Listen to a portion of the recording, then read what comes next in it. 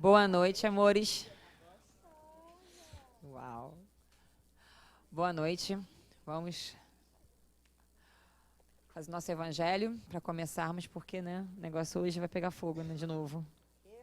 Vambora, só não tem performance hoje. Aí ia ter demais, né, gente? Ela não vai se segurar, não adianta. Eu não vou me segurar hoje. Eu tô tomada pelo bozo hoje.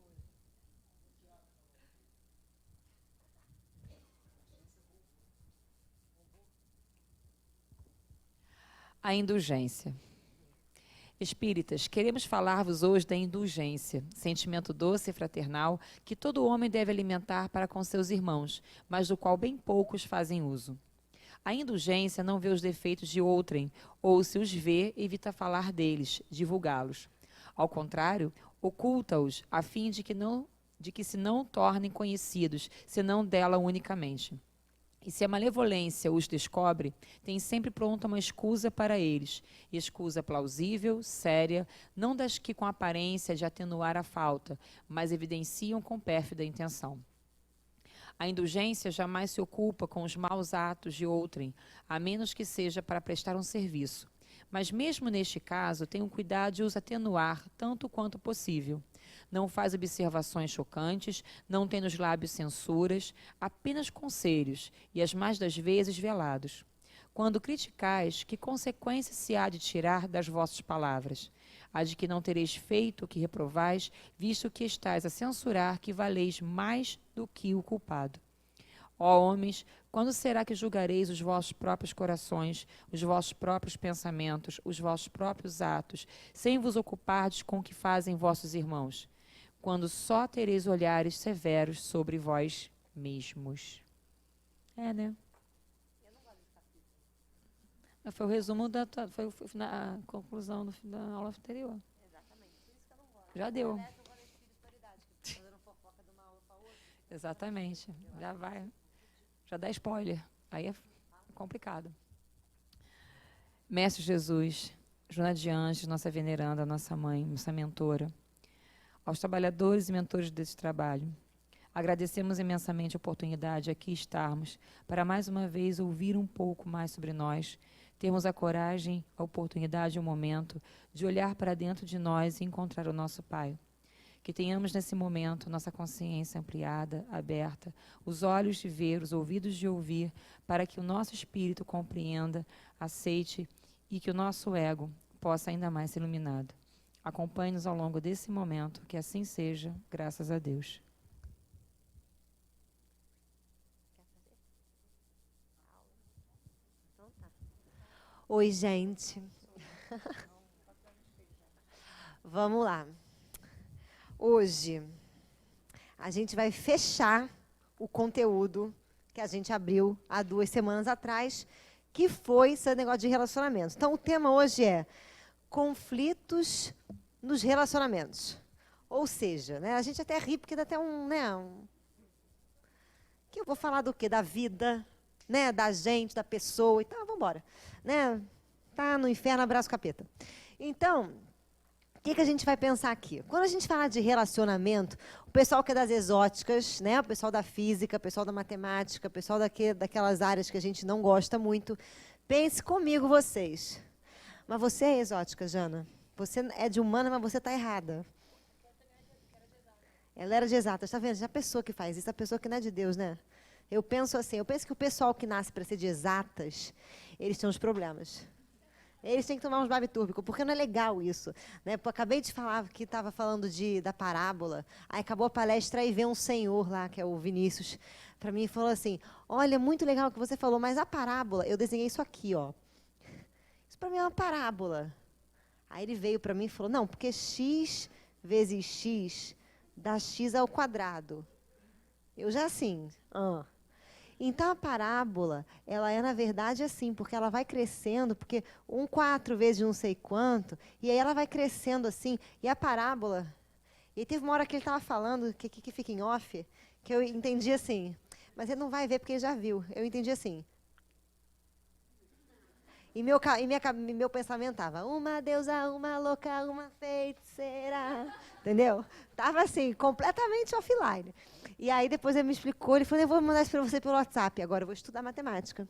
Você vai ver, na outra vida, meu bem, eu venho Pitágoras. Vai ver o negócio. Tem uma vez eu achei um meme na internet, que era um desses carinhas históricos, escrito assim, ache o valor de X. Aí ele diz, não acho, porque eu acho que X tem que achar o seu próprio valor. Essa sou eu, entendeu? Essa sou eu. Negócio de acho o valor de X, acho porcaria nenhuma. Não é verdade? Mas vamos lá. E o pessoal das exóticas olha assim. Coitada. Mas vamos embora. Então, o pessoal das exóticas sabe que quando você relaciona um troço com outro troço, o que que dá, gente? Isso. Aí a amiga está fazendo. Isso. Qual o nome desse troço? Me dá um outro nome mais humano. Atrito, linda, o de humanas. Isso. A Duda é de humanas, gente. A Duda, atrito. Além de linda, é magra. E além de magra, é psicóloga. Você vai ver quando essa menina levantar, que isso aqui é para acabar com a tua vida. E tá comendo bolo de chocolate. Aqui eu não estou brincando, não. Olha aqui, ó. Duda está comendo esse bolo. Duda, quando levantar, você olha para a Duda, que eu vou descobrir o seu bolo, Duda. A Duda é linda. A Duda nasceu com um lápis no olho. Nasceu, gente. Você vai ver. Que é uma menina linda dos infernos. Enfim. Não posso apresentar um amigo para ela. Eu apresentei 3. Teve um que é aqui do Seja, que eu falo mesmo, que ele, nossa, ele parecia um mosquito elétrico. Linda, que era sua amiga! Eu falei, mas se você continuar assim, ela não vai gostar de você nunca. Né? Porque você é estranho. Enfim, vamos continuar. Atrito. Relacionamento gera atrito. Atrito gera o quê, gente? Hot, calor. Né? Gera o quê? Gera, que hoje eu estou poliglota. Gera o quê? Uma coisa caliente.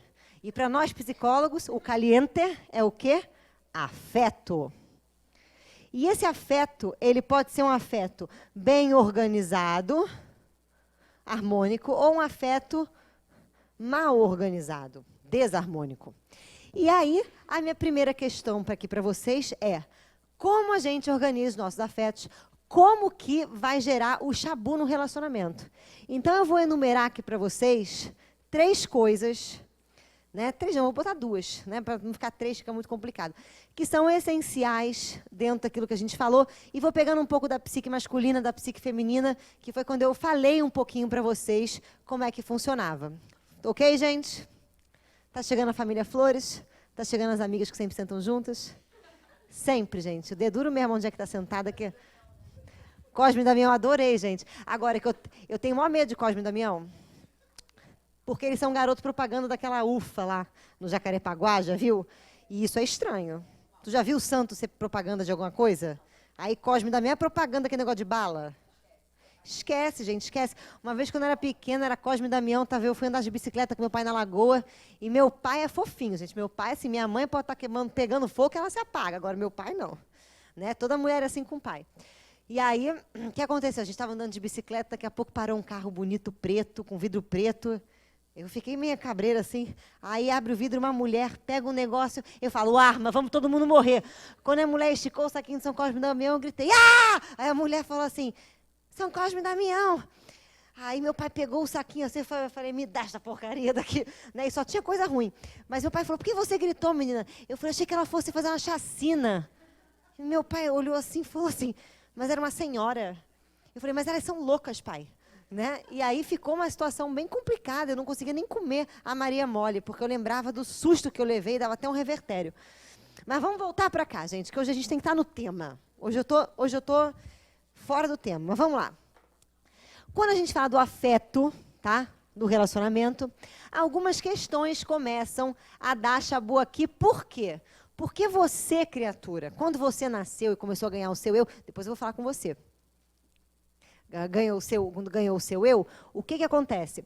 O seu eu, ele é formado pela educação e ele vai gerando em você várias questões. Então, a primeira coisa que mina um relacionamento é o seu medo. E da onde vem o seu medo? Do homem do saco, né, gente? Do homem... Vocês tiveram desconhecido... Gente, o homem do saco. Vou contar a experiência minha do homem do saco. A loura do banheiro é minha mãe, não posso nem contar porque ela já convive comigo, entendeu? Que a loura do banheiro era assim, você entra no banheiro, fica meia hora, era assim, abrir a porta, aparecer assim naquela fumaça, pá, aparecia a cara dela. Eu sou sócia da companhia cara, bizarro. Mas o homem do saco era o seguinte, é o primeiro medo que vem, né? Minha mãe, a gente estava numa escola e a minha mãe, ela tinha aquelas, sabe aquelas amiguinhonhas? Mãe de criança que é nhonha, aquela mãe, meu filhinho, que dá vontade de dar um chute na cara da mãe dele. É isso. Minha mãe tinha um monte de amiga nhonha, que eram os amiguinhos, né, os pais dos meus amiguinhos. E aí, na frente da minha escola, tinha um parquinho, aqueles parques de cidade pequena mesmo, com balanço, gira-gira, que até criança vomitar, aquela coisa toda. E a gente saía da escola e ficava assim, mãe, posso ir no parquinho? Minha mãe, não, nunca deixava. Um dia, ela encontrou uma mãe nhonha. E a mãe nhonha começou, eu quero tanto falar com você. E minha mãe, eu tenho hora. Eu, meu irmão, não tem, não. E ela queria bater na gente. Aí a gente pediu para ir no parquinho. Ela falou, tá, pode ir. Aí ela chegou perto para a gente e falou assim, olha, mas vocês vão ficar só um pouco, porque essa hora passa o homem do saco. E o homem do saco anda com um saco nas costas, que ele põe as crianças dentro e leva para casa. Que eu fiquei imaginando quantas crianças cabiam dentro do saco do homem do saco. Mas depois eu parei de pensar sobre isso. Aí eu estava no balanço, né, feliz. Meu irmão ele entrava dentro do gira-gira e ficava rodando assim, ó, até as crianças vomitar, cair para o lado, e eles saíam tudo tonto. Estava lá meu irmão no gira-gira rodando, só que ele estava sendo rodado. E eu no balanço, daqui a pouco eu avisto um senhor. Eu avisto o senhor assim, né? Senhor, nada. Senhor, nada. Eu estava no balanço, né? Então até você ver o senhor chegar demora um tempo. E aí aparecia aquele cuquinho do senhor, né? A cabeça do senhor. O senhor segurando um saco. O saco era de batatas. O senhor estava mulambento. Quando o senhor apareceu inteiro, eu gritei, o homem do saco. Foi. Eu pulei do balanço, corri com toda aquela energia, enfiei a mão no gira-gira, peguei a primeira criança que achei que foi o meu irmão, puxei ele veio assim, que foi eu? O homem do saco. E apontei assim, e o homem do saco subindo, na hora que o bichinho viu o homem do saco, que ele ficou branco, igual a parede. Eu e meu irmão, a gente começou a correr. Minha mãe estava de porta aberta no carro, assim, com a perna no carro, conversando com a nhonha. Cara, eu e meu irmão, a gente entrou que nem um foguete, entrou assim no carro e gritava, vem, mãe! E minha mãe assim, o que foi? A gente, o homem do saco! E ela vai se desmentir? Você acha que ela ia falar o quê? Não, ela simplesmente olhou para a amiga dela e falou, querida, eu tenho que ir, o homem do saco. Entrou no carro, bateu a porta e foi embora. Foi. E aí, nesse dia, a gente teve certeza que o homem do saco existia. Então, E esse medo, gente, eu conto a história por quê? Porque certos medos ficam no nosso psicológico. Ficam. Quando a sua mãe fala assim para você, eu, por exemplo, quando eu mudei para o Rio de Janeiro, tinha um xingamento aqui no Rio de Janeiro que era mongoloide. Mongoloide, era mongol, era uma época que todo mundo chamava todo mundo de mongol. E minha mãe um dia chegou para mim e falou assim, você sabe o que é mongoloide? Aí eu falei, sei, meu irmão. Ela, não é isso.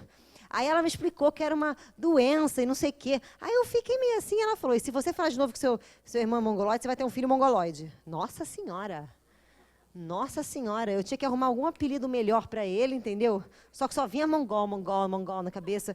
Eu tive certeza na época que eu ia ter um filho desse jeito. Então, o medo, o primeiro medo que é acionado na gente, na verdade, ele é acionado pela ansiedade.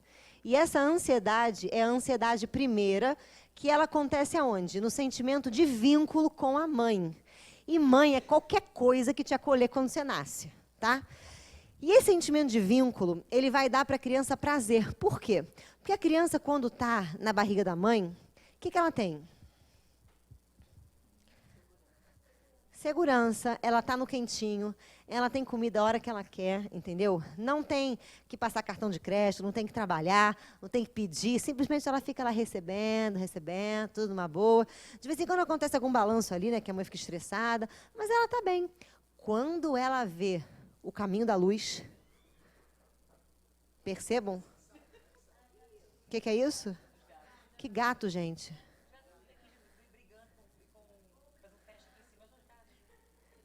Ah, eu achei que fosse o homem do saco. Que eu não vou nem dizer o que isso significa, mas vamos lá. Então, tirando os gatos, né? O que acontece? Quando a criança vê o caminho da luz, Vou nem explicar. Quando a criança vê o caminho da luz, o que acontece? Né? Uma voz fala para ela, não vai para a luz. Ela vai. Quando ela nasce, filho, é tiro, pancada e bomba. É médico batendo, é o pai filmando, é a enfermeira desmaiando, é a mãe gritando, meu filho! A criança, ela tem um estado de pânico e de estado de ansiedade, que é a ansiedade primeira, que vai serenar quando a mãe acolhe ela. Mas ela vai ter que passar pelo primeiro estágio do medo, que é com a separação da mãe. Quando que ela passa na separação da mãe? Quando ela, por exemplo, vai para a escola. Já viu criança quando vai para a escola pela primeira vez? Como é que é, gente?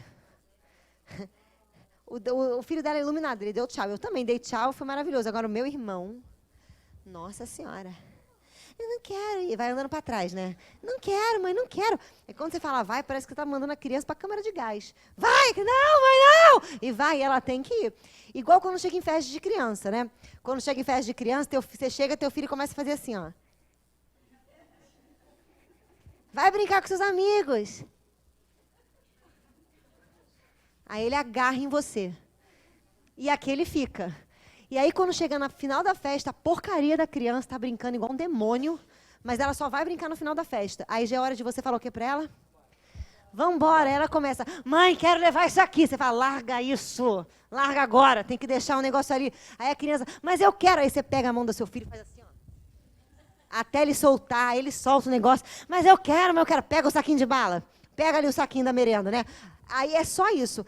E isso é importante para a criança, porque ela leva um pedaço daquilo que ela aprendeu. Mas a gente também não sabe. Então, a nossa ansiedade é lá em cima, tá? A ansiedade que gera o medo do novo, do inseguro, é a primeira questão. A segunda é a culpa.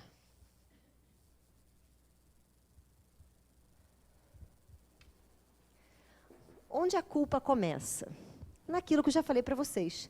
Quando vocês estão fazendo alguma coisa que é certa, o que a mãe de vocês fala? Não, parabéns ela não fala nada.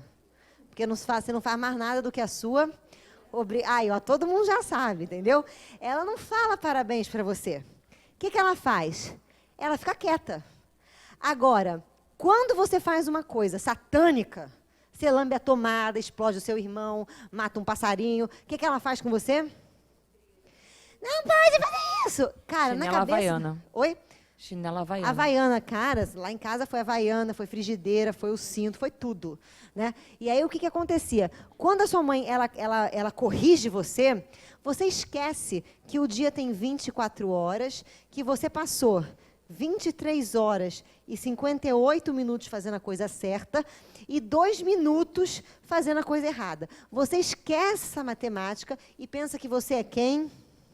Satã. Você tem certeza que você é o Satã.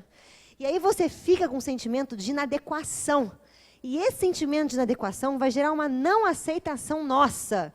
E quando você não se aceita, porque você aprendeu que você é errado, você aprendeu que você é agressivo, você aprendeu que você é barulhento, você aprendeu que você é burro, você aprendeu que você é perturbador. Quando você não se aceita, o que a gente faz de um relacionamento? Busco sempre ser aceito pelo outro. Então, por isso que todo mundo se relaciona assim. Eu não sei se já viram, mas no Instagram tem uma foto ótima. Eu tinha que ter trazido. É uma foto que é assim, first date e relationship, né? Ou seja, quando você está no seu primeiro encontro e quando você está namorando. No primeiro encontro, aparece, né, o Lula Molusco comendo uma alface assim. Só na pontinha. No segundo desenho, aparece ele com todos os hambúrgueres enfiados na boca, escrito relacionamento. Né? E a gente faz isso. Quando a gente começa a conhecer a pessoa, a gente procura o quê? Ser aceito. E quando a gente não é aceito, porque a gente não entende que voz é essa que está na nossa cabeça, que nos culpa o tempo inteiro, e a gente tira, por exemplo, a ideia. A gente acha que por exemplo, a gente aprendeu com a nossa mãe. Vou dar um exemplo. A Iraci, quem assistiu a palestra viu. A Iraci falando maravilhas da filha dela, né? Que a filha dela é fantástica, maravilhosa, um espírito de luz, que foi muito legal ter criado ela, tudo isso. Né? Se a minha mãe, que é a Iraci, tá, gente, falasse, a minha mãe que mora na minha cabeça, o que ela ia falar? Se eu perguntar para a mãe que mora na minha cabeça, mãe, quem é a Cristiane? Ela ia falar assim, é o demônio. Essa menina quer acabar com a minha vida. Ela quer acabar com o centro espírita, ela vai botar fogo aqui dentro, o Divaldo vai ter que pegar um avião, vir aqui para poder exorcizar ela aqui no meio de todo mundo, entendeu? Ela fala o que não deve, quando não pode. Mas se você perguntar para minha mãe, Iraci, quem é Cristiane? Aí você vai ver ela, é um presente de Deus. Aí põe bilhetinho no armário, bilhetinho no banheiro, bilhetinho no iPad, bilhetinho. Eu acordo em casa, tem 500 bilhetes espalhados pela casa. Quando eu vou, eu sento, tem um bilhete escrito, filha, te amo. Filho, quero que você se realize. Filha, você é um presente de Deus. Filha, você não sei o quê. Quase eu tenho uma diabetes em casa. Porque ela é doce. Então, o que ela pensa, em verdade, não é o que eu acho que ela pensa. Só que todo mundo aqui tem uma mãe psicológica. Tem um pai psicológico que fala de você. E é nesse óculos que você se vê no mundo. E é nesse óculos que você vai se relacionar com o outro. Então, você busca esconder aquilo que você acha ruim de você e ser aceito pelo outro. E o que acontece? Isso nunca dá certo. Porque, às vezes, o que é condenável para a gente não é para o outro. Ou o que é condenável, né, para o outro não é para a gente. E a gente começa a ter problema de relacionamento. A gente vai buscar aceitação, afirmação. Ou eu vou buscar alguma coisa que eu não vejo dentro de mim, porque eu tenho essa voz psicológica na minha cabeça, eu vou buscar no outro alguma coisa que está faltando em mim. E aí é daí que gera o ciúmes, a loucura. Sabe aquela novela? Eu nunca vou esquecer daquela novela, Mulheres Amadas, que eu estou tentando entender aonde que elas são amadas. Até hoje, apaixonadas. Que tem uma mulher meio tantã, que é a Julia Gunn, que vai lá para a mulheres que amam demais. Elas não amam demais aquelas mulheres estão loucas demais. Por quê? Porque elas estão vendo no outro que elas não veem nela. Quando elas ficam com o outro, elas se sentem preenchidas e de uma tal forma que se o outro vai embora, ela sente vazio. Ela sente vazio. Então ela vai buscar. Só que ela não sabe que o que ela está buscando nele, ela tem que desenvolver nela. Aí ela faz o quê? Fica louca. E fica, ó, te quero, exatamente. Você tem que passar um Baygon na pessoa, né? Porque a pessoa precisa, né, gente? Ela tá pegajosa. Então, isso é uma das questões que vai gerar relacionamento. E as mulheres fazem muito isso. Os homens também. Homem muito machista, que tem que mandar na mulher, que tem que controlar a mulher, às vezes não sabe como que aquela mulher bonita gostou dele. É um exemplo, né? Ou como que ela atura ele. Ou ao contrário, as mulheres têm um homem que ela acha lindo, que nem é. Entendeu? Às vezes nem é, porque às vezes, né, a pessoa fala assim, meu namorado é lindo. Quando você conhece a figura, você tem que depois fazer uma terapia para não ter um trauma, porque ele vai aparecer no seu sonho, vai ficar uma coisa muito tensa, né? Aquilo, como a Jana falou. E aí você fica tipo, mas como funciona isso? E essa perturbação que vai dando no relacionamento, vai dando por conta da culpa e por conta do medo que a gente vai ter. Então, o medo também impede que a gente se relacione. Eu vou me relacionar com o outro tampando as minhas feridas, para que o outro não descubra quem realmente eu sou. Só que lembrem-se que esse realmente quem você é a voz da sua cabeça, não é quem realmente você é. Por isso que a Joana fala, vai se tratar, meu filho, né? Todo livro que a Joana escreve, no final ela escreve, por favor, vai se tratar. Por favor, vai se tratar. Né? Por quê? O que é se tratar? É se curar, é se observar. Não existe como você amar alguém se você não começar a amar você, não amar seus defeitos. Fala, não, cara, não é um defeito que eu tenho. É alguma coisa que eu não sei lidar. Eu não tenho que castrar, eu tenho que perceber essa energia e usar ela de uma outra forma. A gente julga já essa energia e não quer nem usar. E aí vão gerando os problemas de relacionamento. Então, a Joana fala que quando a gente se relaciona com alguém com culpa, a gente sempre quer que o outro seja aquilo que a gente gostaria que ele fosse. E ele nunca vai ser. Isso acontece não só em relacionamentos amorosos, mas em relacionamentos com filhos também. Com filhos, com amigos. Todo mundo tem aquela amiga que é um grupo de 4. Mas quando uma sai com a outra, ou 3 saem sozinhas, uma fica com demônio no corpo, né? Ela fica, não sei, não gosto. Lá, a amiga reconheceu, já tem uma amiga dessa. Tem. É que é bom que não é a gente, né? Que a gente e fica se olhando, pelo menos quando ela riu, é porque é a outra, né? Então, e é verdade, gente, tem uma pessoa que ela é meio tantã, e ela fica naquela posse, ou aquela pessoa, e a gente está falando de educação, ou aquela mãe que ela quer que o filho seja aquilo, sem perguntar para o filho, amigo, tudo bom? Você acha que isso é legal para você? Mas ele não acha nada, mas ele sente. E a gente não considera. Então, essas feridas que vão relacionando, quando a gente se torna ferido e se relaciona com alguém que também é ferido, esse atrito machuca.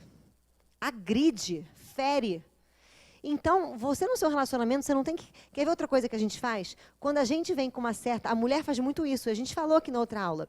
Ela vem com uma crença, que é o ânimo dela, de como que é se relacionar com o masculino e do que o homem tem que ser.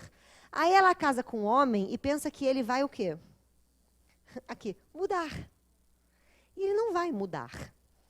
Por quê? Ele às vezes ele não acha que aquilo que você acha é uma coisa legal. Ou uma coisa plausível. Ele não vai mudar. Agora, se eu me incomodo com ele ser assim, o problema é porque eu tenho que aprender a questionar certos valores. E a gente não questiona, as mulheres não questionam. Como assim elas não questionam? Tem um livro para as mulheres, muito bom, chamada A Mulher Ferida. Anotem aí, anotem a Mulher Ferida. Para o homem não tem um para vocês. Não, já estou cruel. Mas para as mulheres eu tenho A Mulher Ferida, que ela vai falar de como que o relacionamento com o nosso pai, com o nosso ânimo, faz com que as mulheres, de alguma maneira, mirem os próprios relacionamentos. Mirem como? Se sentem inseguras, desvalorizadas. Ai, o homem não me ouve, o homem não me quer, não me dá atenção. E tudo isso por uma crença ou por uma culpa que ela vai trazendo inconsciente, que vai gerar essa não aceitação. Isso foi, gente? Tem alguma pergunta? Vocês estão com uma cara assim de... Né, parece que todo mundo está meio morto hoje. Estão em choque? Vocês estão bem? É a eleição? Ah, não, gente. Não, manda dar um coquinho nessa galera, pelo amor de Deus. Se eu fosse vocês, eu me candidatava. Porque eu votaria em vocês. Gente, pé no chão, entendeu? Gente que se fizer coisa errada, a consciência vai pesar, entendeu? Mas, enfim, alguém tem alguma questão para levantar? Né? Porque a pessoa, né, perguntando diferente, vai aquela, a questão eu tenho, né? Gente, por favor. Ah, ótimo. Não é a chamada que ela quer. Tá vendo, gente? Vocês me enganam. Então, vamos lá. Então, muitas das vezes, a gente tem esses relacionamentos perturbadores por conta disso. Joana diz pra gente que nós somos perturbadores da afetividade. E a nossa afetividade é obsessiva. Nós temos a necessidade o tempo todo de consumir o outro e de controlar o outro. Só que quando você se relaciona com alguém que você controle, que você está totalmente no poder, o que acontece?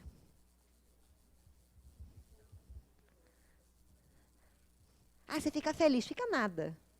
Fica nada. Homens, quando vocês pegam uma mulher que está muito fácil, o que acontece? Ah lá, gostei do maridão. Gostei do maridão. Enjoa. Isso mesmo, enjoa. E é verdade, gente. Por quê? Porque quando você não tem desafio, as pessoas elas querem um relacionamento perfeito. E quando elas têm um relacionamento teoricamente perfeito, confortável para elas, elas enjoam. Porque não é isso que o relacionamento pede. O relacionamento pede que, através do atrito, a gente busque se compreender. Porque quando você compreender e curar as suas feridas, como é que você vai se relacionar com o outro? Inteiro, e você vai parar de querer mudar ou ajudar o outro. Porque muitas vezes você acha que você poderia ajudar o outro, sendo que o outro não pediu o quê? E ele nem acha que ele precisa de ajuda. Aí você vai lá e começa a pulverizar o quê? O seu saber. E aí o outro começa a pegar um nojo, a pegar um entojo. E aí vai criando uma briga desnecessária. Mas é porque ele ser desse jeito está te incomodando. E se isso está te incomodando, a questão é sua. Mulheres, muitas das vezes, a gente vai ter que recorrer, num relacionamento amoroso, ao que mamãe pensava do papai. Quando ela lá casou, quando ela teve aquelas questões, porque nós herdamos isso. Então, mulheres, eu já falei para vocês fazerem esse teste. Escrevam no papel o que vocês acham do marido de vocês, mas não deixem eles lerem, que a autoestima baixa, tá? E depois vocês perguntem para as mamães de vocês o que elas achavam do marido, né, do pai de vocês, quando ela estava grávida ou quando era casada. Você vai ver que é a mesma coisa, quando não na mesma ordem. E aí você fica perguntando, mas por que isso? Porque a gente falou, enquanto a mulher não fizer uma modificação nesse ânimo que ela recebe, o relacionamento vai ser assim, ela tentando mudar o homem o tempo inteiro e o homem tentando ganhar a liberdade da mulher que quer mudar ele o tempo inteiro. É assim. Homens, enquanto vocês não adquirirem, né, uma consciência de dar significado para as coisas e valor, também vai ser um problema. Você quer ver uma coisa? Olha que engraçado. A mulher sai para trabalhar num sábado de manhã e deixa o homem em casa. Aí o homem senta para ver Netflix. E ele começa a ver Netflix das 8 da manhã e só vai parar, quer dizer, ele não vai parar, porque você vai chegar em casa, a casa vai estar aquele fedor fechado, né? Vai estar aquela louça na pia, as crianças vão estar, né, vão ter comido muito, vão estar passando mal no chão, né? Aí você vai chegar em casa e falar: "Oi, amor". O amor está vendo Netflix. O amor olha para você com o controle da Netflix e fala assim: "Oi, amor, como é que foi o trabalho?" "Foi bom, foi legal." A mulher fala meia dúzia de coisa e fala: "Eu vou tomar um banho." Ele continua vendo Netflix. Aí a mulher volta com seu pijaminha fofa, limpinha, maravilhosa. Ela quer descansar. Ela senta no sofá e o cara continua fazendo o quê? E a mulher fica chocada, porque ele viu Netflix o dia inteiro. Ele deveria, nesse momento, falar assim para mim: "Amor, quer escolher o canal? Aliás, eu já vi tudo que poderia ter no Netflix. Você pode escolher o que você queira." A mulher fica chocada que o homem não faz isso. E o homem não faz, ele está vendo Netflix. Porque para ele, se ela quiser ver alguma coisa, ela faz o quê? Aí, pede, ela fala: "Ai, vamos ver outra coisa?" E ele fala: "Ok, vamos."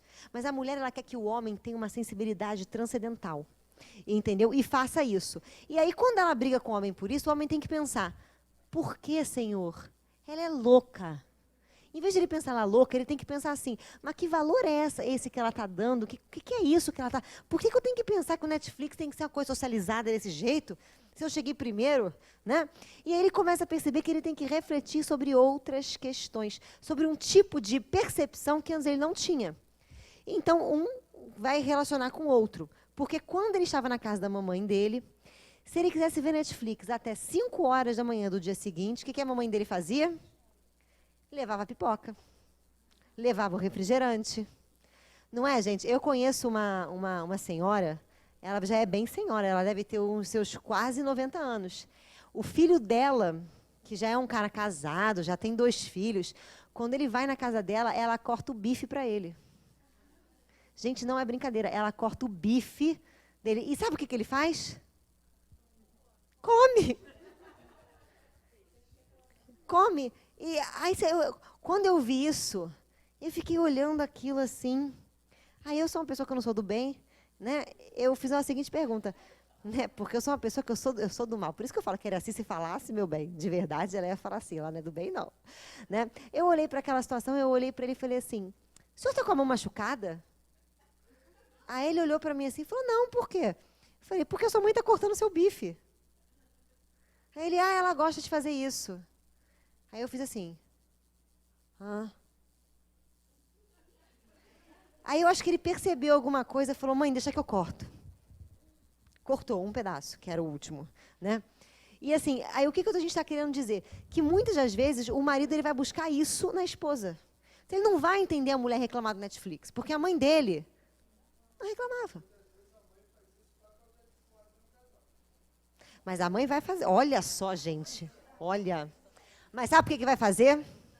Sabe por que vai fazer? Porque dentro do arquétipo da mãe... Aí vem relacionamentos perturbadores. Gostei de levantar aqui a bola. No arquétipo da mãe, tem mais posse do que amor. Como assim? Assim, olha. Quando você tem um filho, esse filho nasceu da onde? Aí, ó, gostei. Da sua barriga. Não é da barriga do alheio, não é do seu pai, é da sua barriga. Da barriga mais especial do mundo. A melhor que existe, não tem comparação. A sua. E detalhe, se ele nasceu da sua barriga, logo ele é o quê? Seu. Esse sentimento, ele brota, a mãe querendo ou não. Então, o que a mãe faz? A mãe, ela tem quase que uma necessidade de ir lutar para o filho. Então, se o filho vira para a mãe e fala assim, mãe, eu estou com um problema. A mãe pega, bota a roupa de super mulher e fala, filho, eu estou indo aí. E ela vai. E ela mata quem tiver que matar. Mãe é assim. Entendeu? Mãe é igual leoa. Mãe né? Chega pro filhinho da leoa que acabou de nascer e fala, que lindo! Perdeu o braço. Perdeu a cabeça, perdeu tudo, morreu. Mãe é assim. Só que nessa relação, o filho começa, porque o filho é a sombra da mãe. Como assim a sombra da mãe? Tá? Isso é arquetípico. Quando você tem filho, né, já perceberam que a mulher, quando ela fica grávida, na verdade, assim, quando ela tem o bebê, ela fica muito louca. Ela passa por um momento que ela fica meio estranha. Né? Homens, vocês vão perceber que a mulher ela fica esquisita. Ela fica meio, está muito louca. Né? Ela fica acordada, ela parece que ela não é ela. Tem mulheres que não se sentem elas. Né? Tem mulheres que sentem uma coisa esquisita. Porque, na verdade, o filho materializa a realização dela em potencial. Tem um livro que fala disso também, tá, gente? Que fala sobre a relação dos filhos com a mãe, que fala que o filho vai materializar, muitas vezes, aquilo que a mãe tem que ou acender dentro dela ou perceber. Maria foi assim com Jesus. Maria só se tornou Maria, a iluminada, depois que ela aprendeu com quem? Com o filho, com o fruto. Então, aí é essa relação. Só que para a gente quebrar nossos padrões é muito difícil. Então, a mãe começa a trabalhar, em vez desse amor de transmutar, de morrer, porque a dor do parto é uma dor de morte. Você tem certeza que você vai morrer. Né, gente? Quando começa aquele negócio, você fala, é a morte. Não vou sobreviver. E se for parto normal, então você tem certeza que você não vai sobreviver, né, gente? Quem fez parto normal aqui? Ah lá, as mães. A gente não sobrevive mesmo, é muito louco, né? Não é não, Gi?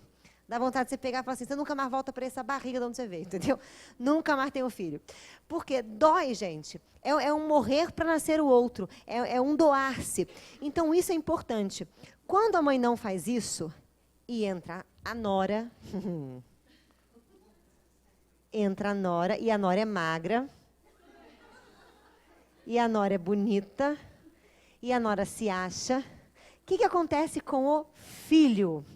O filho fica encantado por esta nora. Ele fica encantado por esta mulher. Então, ele faz coisas do tipo, antes, ele ia ligar para a mãe e falar assim, mãe, eu vou comprar aqui uma camisa, qual você acha mais bonita? De repente, esses telefonemas não acontecem mais. E aí, um dia, você pega o WhatsApp do seu filho e você vê que tem uma foto de uma camisa que você não conhece. Quando você vai procurar nas conversas, está na conversa da desocupada, lá. Amor, qual eu compro? Amor, qual eu compro? E aí a mãe perde o poder. E quando ela não tem um bom relacionamento com o marido, ela transfere esse eros que ela tinha que dar para o marido, ela bota na criança, no filho. Então é como se ela fosse casada com essa criança, ela se sente traída. E ela tem umas mães, juro para você, gente, eu já namorei uma criatura que a mãe dele chamava ele de, como é que era? De um apelido dele que todo mundo chamava ele, né? Era um apelido no diminutivo, não sei o quê, nananã. Beleza. Quando eu comecei a namorar com ele, ela começou a chamar ele de meu amor. Meu amor, meu amor, amor. E eu fiquei olhando aquilo e falei, gente, se eu chamar de mozão, ela vai chamar de mozão também, né? E estava quase nesse nível. E é uma competição sutil que vai acontecer. E vai acontecer. Como a mãe vai fazer isso com o genro. Só que essa competição é na cabeça. Eu não concordo do jeito que ele pensa, ele não te valoriza. Não sei o que lá. A sogra detona o genro. E isso tudo fala sobre o poder. E esse poder não é poder de você mandar no outro, mas é poder de você conseguir se sentir o quê? Valorizada. Porque as mães não estão transcendentais, elas trazem esse tipo de ferida. Você contar uma história? Pode. Mostrar essa parte, tá? Lógico. Eu tinha, no caso, uns 18 anos, mais ou menos. Aí tinha saído de um relacionamento, no primeiro namorado. E eu fui a uma festa, e lá eu conheci um cara, né? E ele era filho de uma médica para quem meu pai trabalhou fazendo consultoria, né, no lançamento da clínica dela. Ok. E o garoto se interessou por mim. E a mãe do garoto já fez de tudo para conseguir um encontro entre mim e ele, que a gente pudesse, né, dar sequência. Aí meu pai chegou em casa contando a história para minha mãe, né? Olha, porque a nossa filha, o garoto ficou encantado com ela e contou toda a história do menino. Que é até o dote, E né, o garoto gente? realmente, assim, né? O garoto era campeão da Olimpíada de Matemática em Moscou, coisa assim, nesse nível, basicamente. Aí a mãe olhou assim, tá vendo? Isso é um rapaz bom para você. Porque ele é um rapaz educado, fino, inteligente, uma boa família, Nunca um viu na príncipe, um vida. lorde da vida, porque você tem que esquecer aquele outro, entendeu? Que não adianta, que não vale, não merece, e de repente investir nele. Porque ele é um garoto bacana. Mas, olha, cada dia chegava à minha casa, era apenas o quê? Elogio a respeito do garoto. Eu falei assim, bom, de repente a minha mãe, né? Legal, De pode repente ser. a mãe acertou no bingo, né? gente? Pode ser. Vamos seguir o conselho de mãe. Aí comecei a sair com ele e começamos, né, alguma coisa. Gente, foi só chegar à minha casa. Poxa, mãe, sabe fulano? A gente está tentando alguma coisa. Tem certeza? Olha só, ele é garotinho na Zona Sul, playboyzinho, filho de mamãe e papai. Você acha que ela vai valorizar? Você acha que tem alguma coisa com você? Não sei não gostei, não sei. Olha, sabe, mas não me segue mesmo, não me ouve mesmo, não adianta, né? Porque mãe não me ouve mesmo. Gente, foi até o final, infernizando, dizendo que o garoto não prestava, não servia, nada disso. Gente, e as mães fazem isso, tá? Principalmente fazem. Não, mas você é uma mãe transcendental, porque a Luísa é fantástica, entendeu? Mas você é uma mãe transcendental, porque tem umas mães que fazem isso. Né? Eu vou dar um exemplo para você da Iraci. Esse é o melhor exemplo da Iraci que foi. A Iraci fala que ela não faz isso. Ela não faz isso. Mas se eu levar Jesus Cristo para casa e falar, olha, mãe, meu namorado, ela vai falar assim, quem é esse hippie cabeludo? Que fica falando no meio da praça, não tem onde cair morto, minha filha. O que vai ser de vocês? Vão viver de amor e brisa? Até o Clóvis, uma vez de rir, falou, é verdade, ela vai fazer isso mesmo. Né? Aí ela, cala a boca, Clóvis. Né? Aí foi isso. O que aconteceu? Meu irmão arrumou uma namorada. E aí, meu irmão é evangélico. E tem um retiro aí da igreja evangélica que você casa com o Senhor. Em algum momento. Achei isso meio estranho, ele casar com o Senhor, mas ele casou com o Senhor. E aí, ele e a namorada apareceram com uma aliança. Uma aliança tipo de casamento, né? Não, ele estava noivo do Senhor. Era noivo, não tinha casado ainda não. Acho que estava na outra mão. E aí ele chegou para apresentar a namorada, apresentou não sei o quê. A Iraci fez assim, ó. Ela estava sentada. Aí ela, oi, tudo bom? Ai, mãe, o nome dela é Marjorie. Oi, Marjorie, tudo bom? Prazer. Sou a mãe do Marcelo, não sei o quê. E sentou. O que vocês vão pedir? Ah, eu quero uma pizza de não sei o quê. Daqui a pouco meu irmão fez assim, pegou na mão dela. Minha mãe, que aliança é essa? Cara, eu estava do lado, eu fiz assim. Eu falei, que aliança, mãe? Aí ela, na sua mão, Marcelo. O que é isso? É noiva? Vocês são noivos? Vocês são noivos? Que isso? Aí eu assim, cala a boca, mãe. Se eles quiserem casar amanhã, deixa eles casarem. Não! Não, eu tenho que saber, que isso? E a menina começou a ficar roxa. Roxa, começou a desfalecer. Aí eu falei, tadinha, cara. Aí eu entrei, falei, nada a ver, tem que casar mesmo, dei maior apoio. Aí meu irmão olhou para ela, depois que acabou o show, e falou assim, mãe, eu não casei com a Marjorie, eu casei com o Senhor. Aí minha mãe, que Senhor? O que era pior ainda na cabeça dela, né? Porque você namora uma mulher, mas casa com um homem, filho. Quem é esse Senhor? O que ele está fazendo? Né? Você, meu filho, tem que escolher uma coisa. Não pode ser total flex. Você tem que estar um no outro, tá no outro. Não pode estar nos dois ao mesmo tempo. Né? Esse relacionamento extraconjugal. Isso é um absurdo. E aí ela chegou e ele falou assim, não, mãe, é com Deus. Eu casei com Deus. Mãe, com Deus pode casar. Foi um alívio ele ter casado com o Senhor. Aí quando a gente chegou em casa, eu falei assim, tá vendo o que você fez com ela? Não fiz nada, eu fui super simpática. Eu fui mãe, horas. Mãe, rainha do lar, perfeita. Ela começa, né? É fantástica. Ela fala isso, gente. Ela é muito doida. Ela é a mãe, rainha do lar. Ela falou isso hoje. Mãe, rainha do lar, pode tudo. Ela chega no meu quarto e fala assim, vou pegar meu iPad. Pega o meu iPad. Pega o meu e fala assim, se você quiser, eu te empresto. Aí eu fico assim, mãe. Aí ela fala assim, é meu, você é minha. Essa roupa que você tá é minha. Esse iPad seu é meu. Aí eu virei para ela e falei assim, meu namorado é seu também? Esse não. Porque esse não presta. Entendeu? Mãe é maravilhosa. Então, tudo isso vai falar de relacionamentos. Outros relacionamentos que a gente pega aqui que são extremamente, né, gato e rato aí, né, são irmãos. Irmãos, cara, irmão é do mal. Irmão é uma coisa meio criminosa, né? Porque você tem o seu irmão, você até gosta dele, rola um afeto, mas você tem certeza que ele é o imbecil da família. Todo mundo pensa, não, eu sou o bom e o filho pródigo é ele. Né? Não, pródigo é você, porque o pródigo é o filho bom. Ele é o outro filho, o retardado. Né? Aquele que ficou lá, ai pai, estou muito mal. Né? Esse é o filho, é o seu irmão. Todo mundo tem certeza. E aí, quando a gente pensa nisso, a gente vê que o nosso irmão fala muita gente. Fala, porque ele é seu irmão, ele é o seu igual. E a gente não consegue ver o que é igual. E a gente começa com tiro, né, pancada e bomba. Né? Por isso que a gente fala, gêmeos se amam, só que não.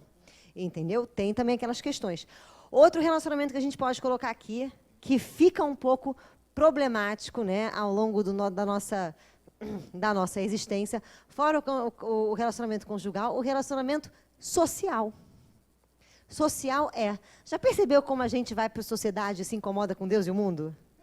E que quando a gente volta para casa com o nosso esposo, com a nossa esposa, a gente sempre vem falando mal da fulana, e aí começa. E aí malha fulana chega em casa com as orelhas fervendo, não sabe por quê, enfia no gelo, tira do gelo, enfia no gelo, até e fulana não sabe por quê. Mas fala, né? A gente sempre está falando. Não é errado você falar, não é errado você ver o que você não gosta no outro. Isso é maravilhoso, significa que você está vivo. Agora, por que te incomoda e que culpa isso traz, é um problema. Foi o que eu falei na palestra para a gente poder pensar. Pensa na pessoa que você mais odeia. Traz ela aí na tua cabeça, cara. Aquela que você mais abomina na face da Terra. Aquela que você gostaria de mandar para Plutão. Por quê? Porque de todos os planetas ele é o mais longe.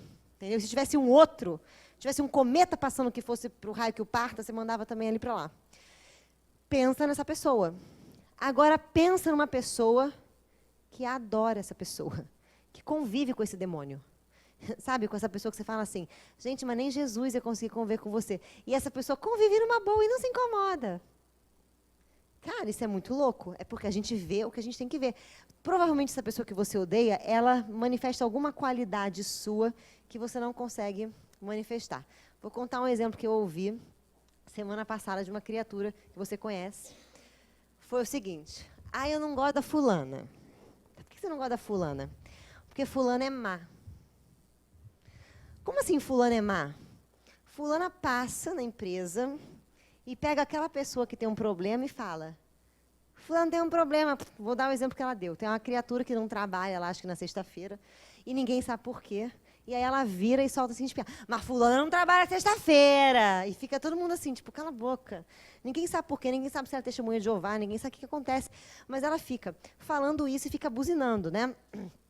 Outra coisa que ela fez, né? O amigo dela comprou um iPhone novo e estava reclamando do preço da passagem de ônibus. Ela virou e falou assim, mas iPhone pode, né? Essa é a amiga dela. Eu não gosto dela porque ela é má, porque ela é má, porque ela é má, porque ela faz isso aqui. Aí a gente foi conversando. Aí eu falei, olha, que ela pode ser má e perturbada? Ela o problema é dela. Agora, ela usa uma coisa que você não consegue usar. O quê? A maldade. Como assim? Falei, você, por exemplo, quando seu pai fala alguma coisa para você, ou sua mãe fala alguma coisa para você, e eles de alguma maneira estão equivocados, ou estão tirando a tua liberdade, o que você faz? Nada. Nada, eu tenho até medo de pensar que meu pai ele é chato. Aí nem posso pensar nisso. Aí eu falei, gente, o que é isso? Aí eu falei, não, amiga, não. Você tem que soltar o cão ali na hora, você tem que ser você. Você é maior de idade, você tem que ter, né, você tem que falar o que você pensa. Mas ele vai ficar triste. Vai, você vai descobrir que ser má como a sua amiga é fantástico. Porque ele vai ter 2 trabalhos. Ficar e desficar e tentar te respeitar do jeito que você é e que você entende. Eu não consigo ser má. E é isso que te incomoda. E aí, a gente começou a perceber que a outra pessoa não se incomoda de ser má. Ela é má como? Com tranquilidade. Sem peso na consciência. Então, esta pessoa que você odeia provavelmente faz alguma coisa que você não consegue fazer. Vou dar um exemplo para você. Tem uma pessoa que eu não gostava muito, né? Não gosto muito ainda, que ela se acha a pessoa mais linda do mundo. Ela vira e fala assim, não, gente, porque quando eu era mais nova, eu tinha um diário. E nesse diário que eu achei, era da minha 4ª série, eu abri numa página que estava escrito assim, não sei por que todos os meninos da escola me amam. E ela não é bonita, gente, ela tem uma cara inchada. Sabe que traquinas? A pessoa traquinas? Ela é um traquinas. E eu olhei assim, o nariz, gente, o nariz parece a batata inglesa, só falta recheio, sabe? Ela não é bonita, mas não é feia. Ela só se pinta e fica com a cara, né? Quando você pinta, você, né, faz sombrio e luz, meu bem. Né? Mas o traquinas no puro, gente, ninguém pega. Ninguém pega. Até quando nasceu, teve que até botar insufilme ali na maternidade para não assustar as outras crianças que estavam do lado. Né? Que a coisa era meio tensa. E aí ela se acha a coisa mais linda do mundo. Ela se acha, assim, fenomenal. E toda vez que eu ficava perto dela, eu tinha vontade de catar a cara dela e bater assim, ó, até ficar disforme. E falar assim, agora olha no espelho. Você tá linda. Dava vontade, dava um ódio. E eu falava assim, cara, mas por que eu odeio ela? Que ela tá? Eu não conseguia enxergar. Um dia eu ouvi a história do diário. Aí eu falei, filha da mãe. Eu falei, ela se acha linda. Ela se acha tão linda que se ela estiver aqui, alguém vai achar ela bonita. De tão bonita que ela se acha. E ela é normal. Não é, não, no caso da Neltima não. É só essa parte que ela tem boa mesmo. É só essa parte, porque querida do resto, nossa, do resto é complicado. Você fala, se você debater com ela, por exemplo, alguma coisa, ela fica, ela adora ser pseudo-sábia. Então ela fala umas coisas do tipo, meu estômago é pequeno, pseudo-sábia. Meu estômago é pequeno. Aí você fala, querida, você estudou biologia na escola? Porque estômago e intestino tem o mesmo tamanho para todo mundo. Não queria te contar. Mas intestino tem 7 metros para todo mundo. O estômago é igual para todo mundo. Coração também é igual para todo mundo. Aí, se você falar isso, ela fica, ai, desculpa, eu não sabia. Mas isso é uma coisa que ela não manifesta bem. Mas a beleza é uma coisa que ela, porque a mãe também dela cresce, todas as pessoas gostam de você, e nem gostam. Às vezes o cara, já teve várias vezes dela achar que o cara gostava dela, e o cara não gostava, o cara chegava assim e falava assim, cara, ela é louca. Aí a gente falava, por quê? Não, porque eu acho que ela me respondeu essa pergunta, eu acho que ela achou que eu chamei ela para sair. E ela achou, e ela contava para os outros, fulana me chamou para sair. Era muito louca. Só que essa parte dela era bem resolvida. Quando você não tem isso bem resolvido, como eu também não tinha, a pessoa que se acha muito bonita te incomoda, porque você não lida bem com a sua própria beleza, falta de aceitação. Então, perceba que a pessoa que você odeia faz bem alguma coisa que você não faz. Sem culpa. Mas tem certas coisas que são ruins. Não, tem até ironia, é bom. Jesus foi irônico muitas vezes, foi sarcástico. Com Nicodemos ele foi sarcástico. Imagina só, Nicodemos chega lá, todo empreguetado, né, na firma, de noite, para não dar problema. Ele chega na maciota, aí chega para Jesus e fala assim, tudo bom, mestre, rabi da Galileia? Né? Porque tinha que chegar na maciota. Aí Jesus fala, boa noite, Nicodemos. E aí ele fala assim, Jesus, é que eu estou aqui pensando, o que eu preciso fazer para encontrar a vida eterna? Aí Jesus olha para ele e fala assim, mas você, um doutor da lei, não sabe? Para Nicodemos, tá? Para Nicodemos. Ou seja, Nicodemos com aquela cara de o boi lambeu, né? Do tipo assim, Jesus, você está sendo sarcástico. Jesus, eu sei. E aí ele vira para Nicodemos e fala assim, depois, se você não sabe as coisas do céu, eu vou te explicar as coisas da terra. Imagina, chega uma pessoa aqui, vira para mim e fala assim, sei lá, né,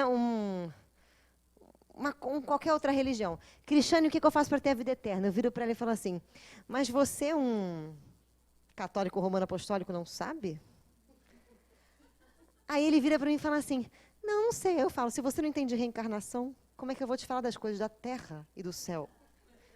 Ou seja, sua minhoca. Cara, no fundo, foi mais ou menos isso. Mas Jesus usou isso bem e tranquilo. Ninguém falou assim, Gê, poxa, coitadinho do Nico. Nico veio na tranquilidade, veio no sapatinho, veio de noite, sem botar banca de fariseu, nem pediu para furar a fila, ficou esperando com todo mundo ali, até pegou aquela sementinha que a gente dava xixerenta na fila de espera, e você chegou para ele e faz isso? Nada a ver, cara, sem amor. Ninguém fez isso. Então, a gente pode ter certeza que fala disso. Ada, sua pergunta. Ela esqueceu.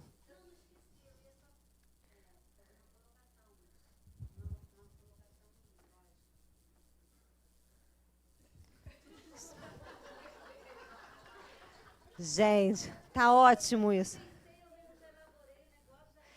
Isso é uma pessoa autossuficiente? Isso é uma pessoa, aquela pessoa, ela mesmo que ela gera dúvida, ela mesmo responde a dúvida dela, ela mesmo se trabalha. Isso é uma pessoa realizada. Fantástico, Ada.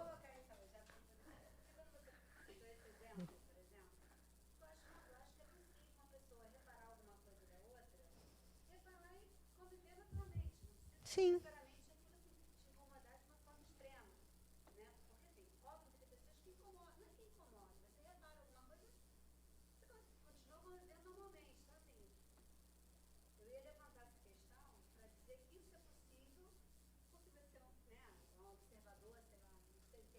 Você está vivo, né?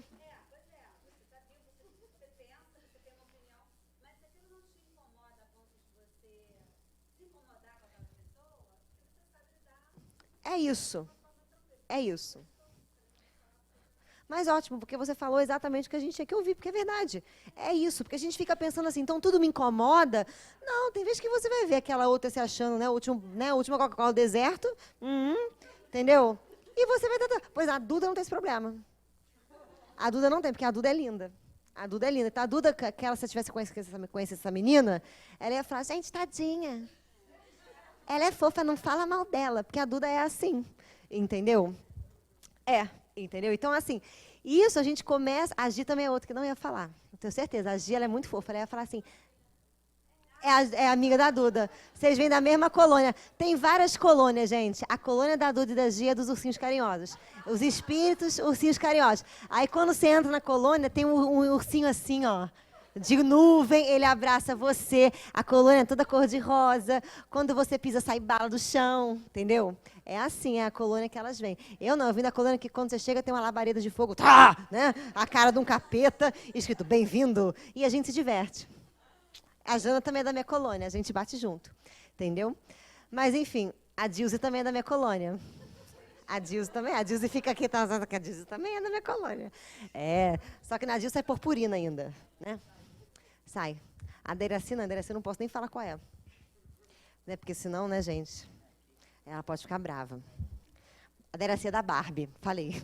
A Deiraci, quando você chega, tem uma Barbie assim, bem-vindo à Barbelândia. Aí você entra lá, toca aquela música. I'm a Barbie girl. Todos os espíritos são Barbies, né, que tem a cinturinha fina, cabelo louro. Todas elas andam assim. E as médiuns ainda sentam com batom e falam, estou recebendo um espírito de Joana. Só recebe um espírito feminino também, tá, gente? Só recebe Joana, só recebe isso aqui. O espírito masculino tem até pedir licença para entrar. Sabe o que é engraçado? A minha primeira e única Barbie era exatamente igualzinha a Iraci. Até o cor do cabelo. Um jeitinho. Nossa, gente, a minha primeira Barbie eu raspei a cabeça. Foi, igualzinha. Igualzinha raspei mesmo. A cabeça, eu olho a cara no chão. Olho pra ela assim, me lembro da minha boneca. A que eu tive, única, assim. Não, a minha mãe, ela gostava mais da minha Barbie do que eu. Já deram uma Barbie médium para ela assim. Você já viu na sala da Joana? Eu vi. Tem uma Barbie médium, gente. Fizeram uma caixa cor-de-rosa no dia do aniversário dela. Pegaram uma Barbie, cortaram o cabelo. Foi a Denise que fez. Botaram um vestido cor-de-rosa. Ela segura um evangelho na mão, segundo o espiritismo. E a Barbie vem com um anjinho em cima e um diabinho embaixo, que é o obsessor e o mentor. Essa é a Barbie Iraci, à venda em qualquer das lojas de crianças, principalmente na ReHap Brinquedos do nosso lar, né? Enfim, gente, alguma pergunta? Quer contar alguma coisa? Quer cantar? Um dia eu vou conhecer sua mãe, só para dizer.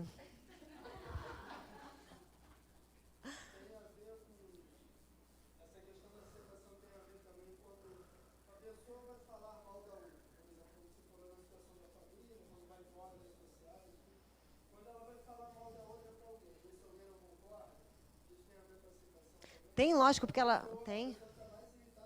Fica.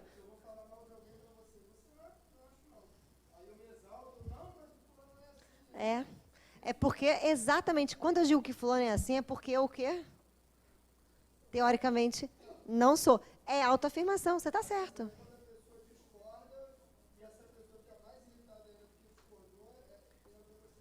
Absoluta.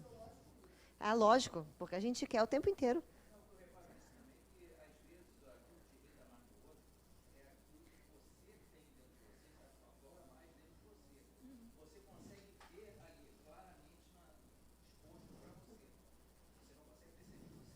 É isso.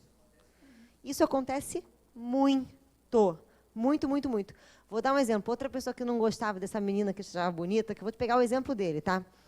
Ela é uma menina que ela assim, ela realmente não achava que os meninos davam mole para ela e que ela era maravilhosa. Mas quando você dava uma cerveja na mão dessa menina e ela bebia, meu bem, ela não podia ver uma parede. Porque se ela visse uma parede, ela estava assim, ó. E ela seduzia até o garçom. Um dia a gente foi numa festa, não estou brincando. Um dia a gente foi numa festa, levamos ela bebeu uma cerveja, ficou, né, pelas paredes, chegou no bar e o garçom deu para ela, por dar, uma garrafa de Chandon com 5 taças para levar para as amigas dela. Olhou para ela e falou assim: não conta para ninguém, mas você é um chuchu. Cara, a mulher seduzia até a taça do negócio. Mas ela só via isso nela quando ela estava como? Beba, né? Porque aí o ego saía, mas é isso. E ela não conseguia ver que ela era igualzinha a outra. A outra seduzia não bêbada, ela só seduzia bêbada. Né? Ela pensava. Mas é isso, o que a gente não vê no outro está gritando na gente, a gente não enxerga. Pode ter certeza. E a gente não enxerga por conta disso aqui, ó. E aí os relacionamentos são perturbadores. Pergunta, gente, quer mandar um beijo para alguém? Aproveita que está na internet. Não? Tá tudo bem? Tudo ótimo? Então tá bom, gente. Alguém tem filho adolescente aqui? Ótimo, ótimo. 2, vamos indicar uma peça fantástica que chama Que Fase, da nossa querida Luísa, né, amor? Fantástica, que é um musical, tá, que está em cartaz, vai estar em cartaz a partir do dia 10, né? Isso, para a estreia dia 21, que Fase no Teatro Antônio Fagundes. Estamos divulgando porque ela ontem me falou um pouquinho, né, na terça-feira, sobre o que era a peça, e quem tem filho jovem tem que levar, porque é o retrato da adolescência. É fantástico. E vai linkar muito com o que a gente fala aqui também, óbvio. Então, criaturas, uma diversão para vocês. Teatro Antônio Fagundes. No SEC, isso. Que Fase? Que Fase? Tem no Facebook. Isso, gente, a mãe da atriz está aqui, da protagonista, ela também consegue, né, autógrafos, camisetas, né, e uma conversa no camarim com os atores, tá? Então é isso, gente, vou fazer aqui a prece para a gente poder encerrar e comer nossa pizza de quinta-feira, né? Menos a Duda, que já comeu o bolo. Vamos lá. Ela pode comer o que ela quiser, ela é linda. Ai, agradecemos, Senhor, a oportunidade, a vida. Agradecemos a tudo que nos acontece. E pedimos que tenhamos esse olhar de ver, que possamos nos enxergar com amor, com carinho, com compaixão. Que aprendamos a amar os nossos defeitos e entender que não são defeitos, mas que simplesmente são energias que precisamos dar ouvidos e aprender a manifestar dentro de nós. E assim, Senhor, pedimos que nos guie e nos ilumine sempre. E a nossa querida veneranda que esteja sempre conosco nessa nossa jornada de encontro ao nosso verdadeiro eu. Graças a Deus. Gente, obrigada. Até quinta que vem.